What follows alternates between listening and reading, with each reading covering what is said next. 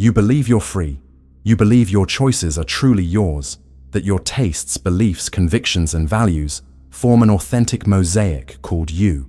But what if all of this is just a reflection, an unconscious adaptation, a learned choreography for survival in a world that demands obedience, polished up and sold to you as personality? What if what you call being yourself is nothing more than the precise result of everything you've been forced to repress? Jung warned that most people confuse the ego with the true self, that the persona, the social mask you wear, isn't who you are, but who you learned to be so you'd be accepted. You think you like what you like, think the way you think, want what you want. But those choices have been molded, conditioned, domesticated. You've been programmed, sculpted by trauma, by every "you can't," every "that's wrong," every "you won't be loved." And to survive, you created a character. This character has documents, a career, a curated list of interests and fears, but no soul. Your soul stayed outside, in the shadows, watching you act. Every day, you wake up and slip into this mask as if it were your skin. You smile the smile they expect. You offer opinions you've learned are safe. You react in socially acceptable ways. But deep down, there's that quiet discomfort, a subtle existential unease. You're present, but not whole. And here's the danger. If you play this role long enough, you forget you're acting. You start calling this performance identity. You normalize the emptiness. You think it's life, but it's not. This isn't living. It's holding up an avatar. As long as you remain fused with this role, you will never meet your true self, because no one finds freedom inside a lie. The beginning of truth isn't a roar, it's a whisper. That voice that dares to ask, what if I'm not everything they told me I am? Jung opened the first door, but crossing it is your choice. So ask yourself, when you finally stop acting, who will you be? There's a kind of silence you know too well, the one that appears when everything is calm on the outside, yet there's no peace inside. When life looks fine on paper, but something feels off, as if a subtle darkness is stretching just beneath the surface. You wake up, go through the motions, play your part, but it all feels heavy, as if you've forgotten something essential without the faintest idea of what it is. That emptiness has a name: disconnection. Not from the world, but from yourself. You were trained to run, produce, please, achieve, improve, but no one ever taught you how to truly feel, to face your shadow with open eyes, to listen to what your soul whispers when the noise stops. And so, you fill that void with distractions, goals, entertainment, false urgencies, shallow spirituality. You drown in content, in information, in promises of happiness that never deliver. But finding yourself is the opposite of accumulation. It's subtraction. It's letting go of the layers. It's having the courage to say, this isn't me, and beginning to release. Letting go of the rush, letting go of the image, letting go of the constant hunger for approval, letting go even of certainty itself. Jung once said, you are what you do with what has been done to you. So, what do you do with this void? Do you pretend it's not there? Do you keep running? Or do you dive into it? Because the dive is where you meet your truth, not at the mountaintop, but at the bottom, where the unconscious holds the pieces of you that you've long abandoned. The echo you feel is not a threat, it's a call. Your soul doesn't want more tricks, more empty power, or more polished illusions. It wants presence. And maybe, if you can stay in the silence long enough, it will start speaking to you again. And when it does, you'll remember what you've been trying so hard to forget. Carl Jung was never interested in turning you into a better cog in the machine. His mission wasn't to make you more productive, but to make you whole. Wholeness doesn't mean perfection. It means truth. It means embodying all that you are, even the parts you've been taught to reject, fear, or bury. Jung discovered that the human psyche is layered, and most of who we truly are lies hidden in the unconscious. For survival, you learn to adapt, to hide the emotions, instincts, and desires that brought you shame, rejection, or suffering. But these denied parts didn't disappear. They became your shadow, the collection of everything you've exiled from the light of awareness, the wrong feelings, the unacceptable cravings, the forbidden thoughts. To protect yourself, you built the persona, the socially approved mask. It kept you safe, allowed you to navigate the world, but it came with a cost, a fracture inside you. This split between the mask and the shadow breeds symptoms, anxiety, compulsions, existential emptiness, moments of inexplicable darkness. The soul cannot stand to live divided for long. Jung called the healing process individuation, a difficult, often painful journey of reclaiming the fragments you've left behind. It means stepping beyond the ego's tight control and meeting the self, the inner center that exists beyond dualities, before the traumas, before the conditioning, before the fear. Individuation isn't a straight path. It demands that you face what you've been avoiding your entire life. It may break your identity apart. It will challenge your sense of power, meaning, and safety. But it is also the only road to freedom, because only the one who integrates the shadow can truly know their own light. Jung warned us, there is no awakening of consciousness without pain, because real awakening is not comfortable, it is truth. And truth, even when it shatters you, is the only thing that sets you free. You think you're you, but what you're defending is just a role.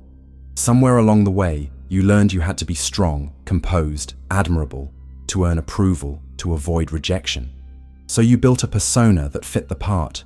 Maybe it's charming, maybe it's spiritual, maybe it's intellectual, disciplined, or endlessly agreeable. But at its core, it's still a disguise. This mask was born the day you felt your true self was either too much or not enough to be loved. It became your armor. It works. It lets you function in the world. But when you identify with it completely, you lose touch with what's alive inside you. You stop being a human being and become a character, managing an image, protecting it at all costs. The cost is high. To keep the mask intact, you silence emotions. You prune away instincts. You deny the deep truths your soul is trying to speak. And the more you repress, the further you drift from yourself. Your spontaneity withers. Creativity dries up. Your voice grows quiet. All in service to a carefully curated image that earns applause, but leaves your inner life starving. You feel it when you're betraying yourself, when you say yes but mean no, when you smile but want to cry, when the praise feels hollow. This is the price of the persona, an invisible prison built from adaptation. Jung said the goal isn't to destroy the persona, but to see it for what it is, a tool, not your essence. When you believe you are the mask, any crack in it feels like the end of the world. But when you realize it's just a costume, you can finally start taking it off. Beneath it, you might find something you don't yet have words for, but it pulses, it breathes, it feels. And that raw, unpolished self has been waiting for years for you to stop performing and come find it. There's a question most people are too afraid to ask. What if I spend my entire life pretending and die that way? What if I never allow myself to live as my true self? What if I keep feeding the image, polishing the persona, taking pride in a mask while my soul starves in silence? Jung warned that the greatest danger in life is to make no mistakes, to never risk, never question, never turn inward. Most people live like sleepwalkers, convinced they're awake while hypnotized by fear, approval, routine. Hypnotized by the ego's voice that says, don't rock the boat, don't face the darkness, stay safe. But safety has a hidden cost. It kills freedom. How many more versions of you will be applauded before you disappear completely? The world will not wake you. Quite the opposite. It will reward your ability to perform, to keep the script going, to support the system without protest. And every day you keep acting. The unconscious part of you, the one longing for truth, fades a little more into the shadows. So how many nights will you go on, pretending that the emptiness is normal? How many choices will you make out of fear instead of desire? How many yes will you say when your entire being screams, no? Awakening is an act of war, against conditioning, against the invisible chains of the ego. against everything you've been told is right, but keeps you in darkness. And it's also a battle with yourself, because awakening means dismantling the lies you've lived in, even the ones that kept you safe. So ask yourself, what exactly are you protecting so fiercely? An image? An idea? A prison that only looks like home? Maybe the collapse you fear most is the very thing that will set you free. Because only when everything falls apart can something real finally take its place. Real awakening doesn't begin with light. It begins with darkness, with the radical decision to face what you've spent your entire life avoiding. It's standing in front of the parts of yourself you'd rather deny, the truths that make your ego tremble. The shadow isn't something out there. It is you. It's the fear you've disguised as logic, the anger you've buried under politeness, the desire you've coated in shame. It shows up in dreams you can't explain, in sudden bursts of emotion, in intrusive thoughts you instantly censor. It hides in the judgments you cast on others, judgments that are, in reality, mirrors of your own unconscious. Meeting your shadow doesn't mean justifying every destructive impulse. It means acknowledging its existence, giving it a place at the table, letting the denied self speak again.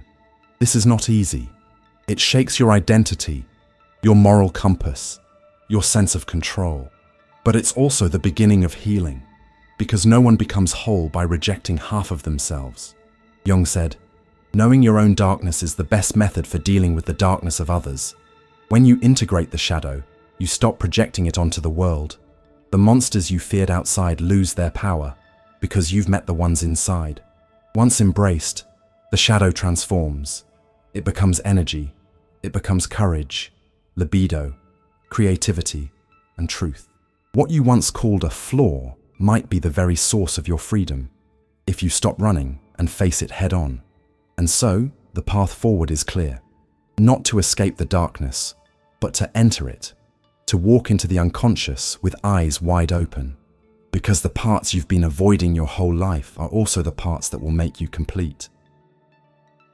The greatest act of rebellion in this world is to be yourself, not the domesticated version, not the socially acceptable mask, but the raw, untamed self, whole, contradictory, wild, alive. This self cannot be labeled. It doesn't exist to please. It doesn't bow to fear or ask permission to breathe. Jung never spoke of personal improvement the way self-help books do. He spoke of an inner revolution, because individuation, the process of becoming whole, is an uprising against the unconscious control of the ego, against the shadow's exile, against every false narrative you've been told about your worth. It's looking your shadow in the eye and saying, "I see you, and I will not hide you anymore." This revolt destroys everything built on fear, guilt, and shame. And from the rubble, something real begins to grow. Your true self. You don't need to be better. You need to be true. Authenticity isn't comfortable. It disturbs. It challenges, it liberates. And everything that is free is dangerous to what is controlled. You didn't come here to play small. You came here to embody your truth, even if it means rejection, even if it means standing in solitude, even if no one understands. The only path to freedom is courage. The courage to stop performing, to stop repeating, to stop shrinking your soul to fit spaces too small for it. It is better to be rejected for your truth than celebrated for your mask. This is the sacred revolt, to choose yourself, fully, unapologetically, no matter the cost. And in that choice, something shifts. You stop chasing validation. You start hearing your own voice again. You stop following borrowed symbols and begin following the ones born from your own soul. And for the first time, you feel at home, not in a place, but in yourself. In the end, this journey isn't about becoming something new. It's about remembering what has always been there, buried beneath layers of trauma, fear, conditioning, and the well-polished lies you've been told to live. The self, the true self, doesn't need to be constructed. It needs to be freed. To get there, you must walk through every threshold, the ego's fortress, the persona's performance, the shadow's darkness, the chaos of unmasking, the pain of letting go. And yes, you must face the symbolic death of who you thought you were. Because only when the image collapses can the essence emerge. This self has no fixed name. It resists every neat definition. It pulses, it grows, it contracts, it breathes. It is fluid as the river, yet unshakable as the mountain. It doesn't belong to the past you've been replaying or the future you've been chasing. It exists here, in the still point where your soul is no longer bargaining with life, no longer begging to be seen, no longer running from the darkness within. And when you finally stop obstructing it, when you allow it to rise, something extraordinary happens. The restlessness that haunted you begins to dissolve. The endless search loses its desperation. The ache for meaning is no longer a wound, but a doorway. You realize that what you were chasing out there was never missing. It was always you. You no longer need to prove your worth, because you are your worth. You no longer need to keep everyone happy, because you belong to yourself. You no longer need to win acceptance, because you are already whole. Jung never promised an easy path. He didn't offer slogans for instant transformation. He offered a mirror, a reflection of your deepest truth, even if it terrified you. And in that reflection, you can finally see that the freedom you've longed for isn't about changing your circumstances, but reclaiming yourself from the unconscious forces that have been running your life. The real awakening is not a dramatic fireworks display. It's a surrender, a homecoming. It's the quiet but unshakable knowing of I am here. It's the ability to sit with your shadow without fear, to walk through darkness without losing your light, to hold your suffering without becoming it. It's the power to live in the world without being owned by it. You've learned by now that there's no true freedom without shadow work, no authentic light without owning the darkness, no real meaning without facing the void. You understand that letting go isn't weakness, it's strength, that solitude isn't emptiness, it's space for your soul to breathe. That truth is often disruptive before it's liberating. And so, the path comes full circle. You began believing you were your mask, your story, your wounds. You walked through suspicion, discomfort, collapse, and confrontation. You met the shadow you'd exiled, faced the ego's resistance, and stood naked in the space between the old you and the self that had been waiting all along. Now, you stand at the threshold again, not because there's another mask to wear, but because you've stopped wearing any at all. From here, life changes, not because the world becomes easier, but because you are no longer at war with yourself. Power is no longer the fragile control of circumstances, but the unshakable sovereignty of knowing who you are. Freedom is no longer the absence of limits, but the absence of self-betrayal. Meaning is no longer something you hope to stumble upon, but something you embody. And now, the choice is yours. Will you step back into the sleepwalking performance, letting the world applaud the character while your soul waits in silence? Or will you answer the call, fully, fiercely, without turning back? Close your eyes for a moment. Take a breath, not the shallow breath of autopilot, but a full one, deep into the core of your being. And ask yourself, what part of me is still waiting to be seen? What truth am I still afraid to live? Stay with whatever rises. Don't rush to fix it. Don't run. Because on the other side of that discomfort is the self you've been searching for your entire life. And it is ready to walk with you into a life not driven by fear, but guided by inner clarity, silent strength, and unshakable truth. You are not your mask. You are not your conditioning. You are not the shadow you've hidden or the suffering you've endured. You are the one who can hold it all, the darkness and the light, the loss and the freedom, the endings and the beginnings. The return to yourself is the most sacred journey you will ever take, and no one else can walk it for you. So the question remains, will you step across the threshold? Will you reclaim the power you've been giving away? Will you live as the self that's been waiting for you beneath every false layer? The door is open. The shadow has been met. The ego has been challenged. The truth is in your hands. Now, walk through. If you've made it this far, maybe it's because something deep inside you recognizes the truth in these words.